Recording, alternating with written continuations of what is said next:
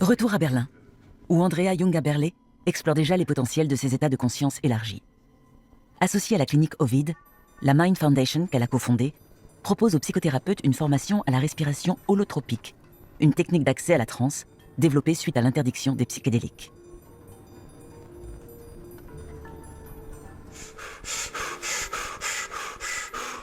Vous respirez sans faire de pause, plus profond, plus vite, et ensuite vous régulez comme votre corps vous le dit.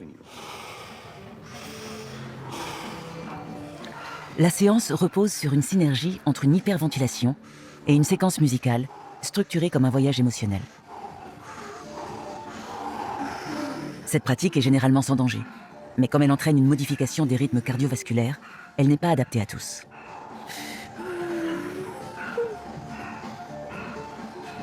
Des études récentes suggèrent que la respiration holotropique peut améliorer temporairement le bien-être et réduire le stress. Lorsque vous faites du breathwork, vous vivez une expérience très similaire à une expérience psychédélique. Il y a les mêmes composantes. Vous perdez la notion du temps et de l'espace. Beaucoup d'émotions intenses peuvent surgir. Et même une catharsis complète. Vous pouvez avoir beaucoup de visions. Vous n'êtes pas guidé par une substance.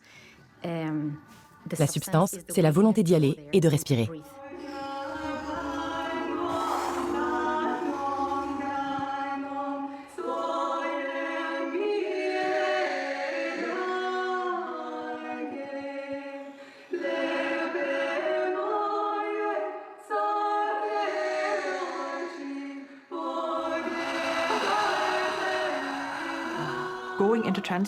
L'état de transe est quelque chose que nous, les humains, portons en nous depuis très longtemps.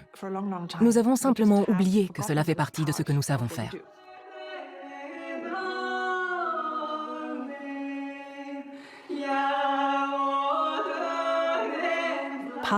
Une partie du potentiel de guérison des états de transe vient du fait de lâcher prise sur les schémas de contrôle. La plupart des gens s'y accrochent. Lorsque vous entrez en état de transe, il s'agit en partie de lâcher prise.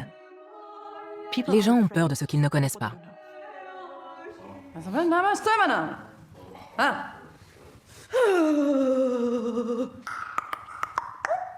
En faisant entrer la transe dans les laboratoires, les scientifiques nous aident à nous réapproprier une expérience universelle.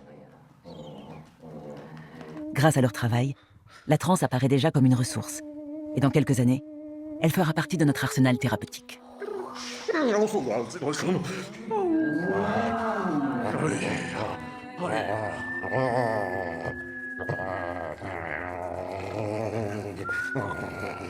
La transe, pour moi, en fait, c'est un état naturel qui est très corporel chez moi.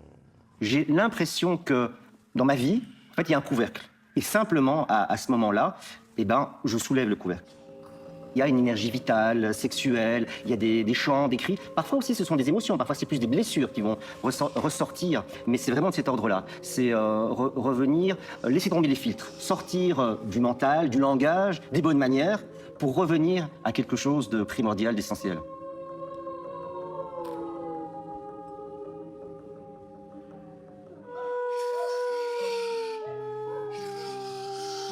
La transe n'est ni un exotisme, ni une relique du passé.